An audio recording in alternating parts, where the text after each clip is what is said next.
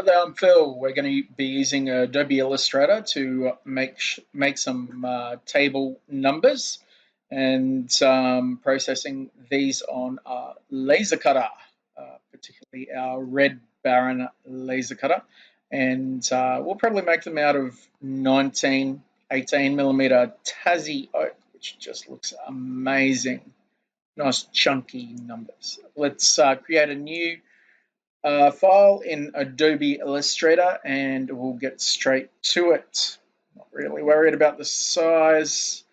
We'll just go in there. Let's create some numbers. So using the text tool, we'll just go through and make some numbers, and we'll make some more numbers. That'll do. Let's zoom in on those. Oh, we'll just make them a bit bigger. Why not? We can scale here as well, or in the software. Now those numbers are pretty cool. We're going to zoom in there, and let's join those together. Now we're going to make a bit of a freeform shape. So instead of ellipse, polygon, any of those, we're going to go to converting anchor points. We could use a pen tool. Let's do that. Okay, so let's go in here and zoom in on the 12. So I'm just going to click some points and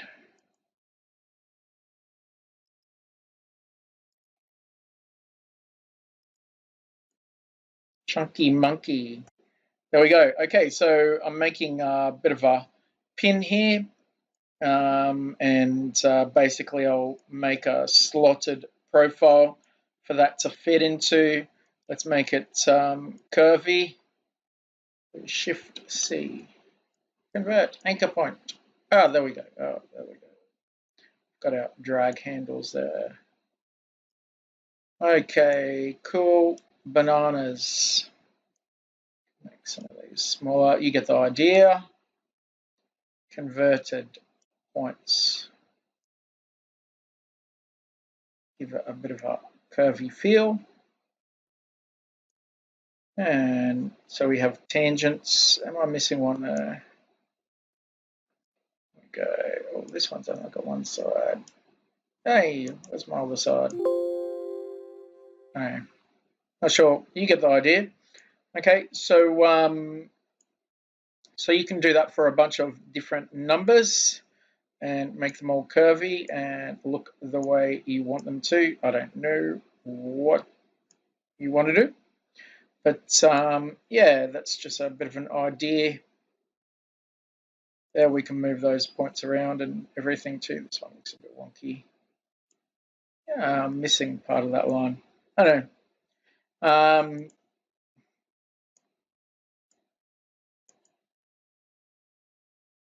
Shift C. Here it is. Oh, just go this way. Okay, cannot convert. Okay, that's cool. So we've got a bit of our shape there. Maybe we want to do something like that. I don't know. I'll leave it there so it covers that. And maybe move it up a bit high. This one looks a bit odd still. Let's change this point. So we'll just move this down this way. Looks a bit better. This one will put it over here. We'll go create outlines. There we go. Okay. Now we can select these points. Say I want to move those points across. Woo, I can drag that out. I want to move these ones across. Oh, not that one. Oh, it selected them all. Okay. These ones, I'll move these across like this. I might move these ones up.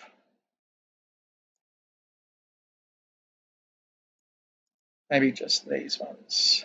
If I can select those three. Stretch them out. There we go. This one can come across here.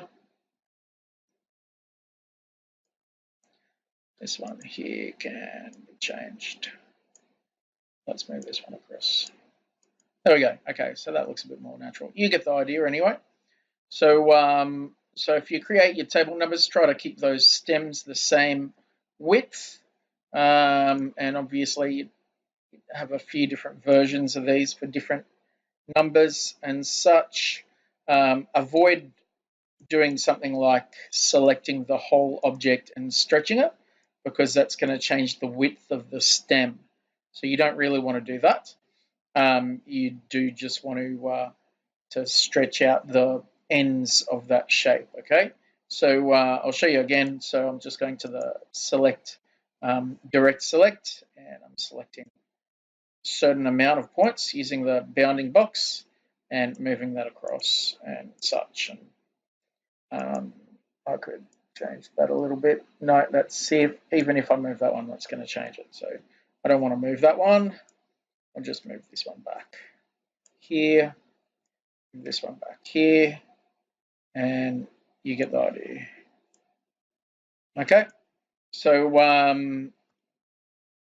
yeah, so I'll just leave it at those at the moment for the table numbers. And oh look, you could even just make them all a bit wider, like this one or this one. That would work too. I'll do that and bury that in the 2. Bury that in the 3. That's a little bit better. Okay, so but as long as you've done that convert to outline, we should be able to go through and use those and merge them together. So we're going to go to the window and we're going to choose Pathfinder. Going to turn on the Pathfinder window, and we get this one, which is called Unite. So we click on that, and that unites all of the outlines, and we do that for each of those. Unite, unite, and unite. Okay, so that's the top of those table numbers. Now, to get the base of those table numbers, I might just do it like a top view, because I'm going to laser cut these. I want it to sit, you know, not too deep, but basically I'm going to create a rectangle here that they can fit in, and like a hole. I would want to make that, because I'm cutting out of 18mm timber, I'd change my dimensions and everything and make that 18mm, or basically I can scale it when I'm laser cutting. That's fine. And maybe I'd want to do that. Maybe I'd want to put it in an ellipse, something like so. There we go. And so in this sense, instead of merging, I'm going to subtract. So minus front. Oh, it's the other way. Okay, so I want to move this one, arrange, and send to back. And then I'm going to use this one, minus front. There we go. Okay, so that would be the base of the table number, if you get the idea that this table number will sit inside that rectangular hole. And yeah, you would need one of those for each of your numbers. So let's do that just for those first 4 numbers.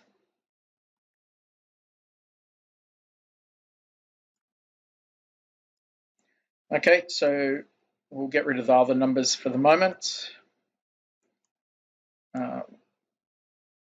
Yeah, delete those. Okay, so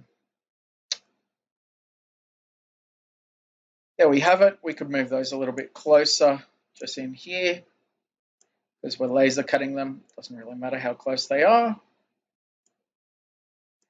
And do that. We'll move these up. Those in there. Save on space. That's all good. Oh, I could even rotate that one. And we'll put it in there. There we go. Okay, so I'm going to cut those out with the laser cutter. What do I need? I need to export that. You can export as a DXF, or even just go save as Adobe AI file. We go save. I'll replace the one I've got there. Now, I use the Illustrator 10 version without any of these things checked, and that seems to work well. So we click on OK, and that's saved it as an Adobe file. And so we go to Smart Carve, and then we use the vector file, and we find our table numbers AI and click OK, and there they are. So that's brought them in nice and accurately for us.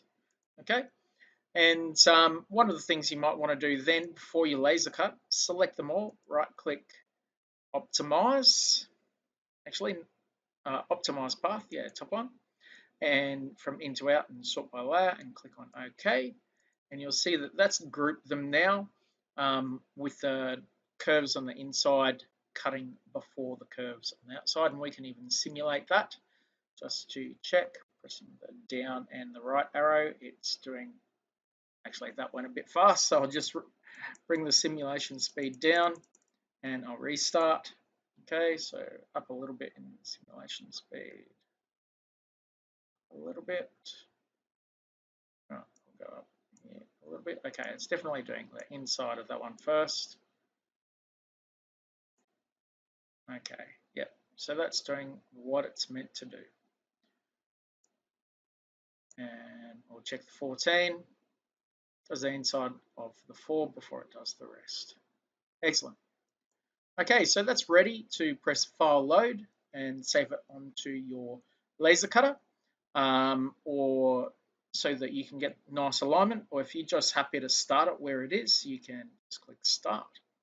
But I'm using in particular a student version, so I don't have the processing tab, but when I take it to the machine, I will. So that's it in creating your table numbers. Thanks for watching.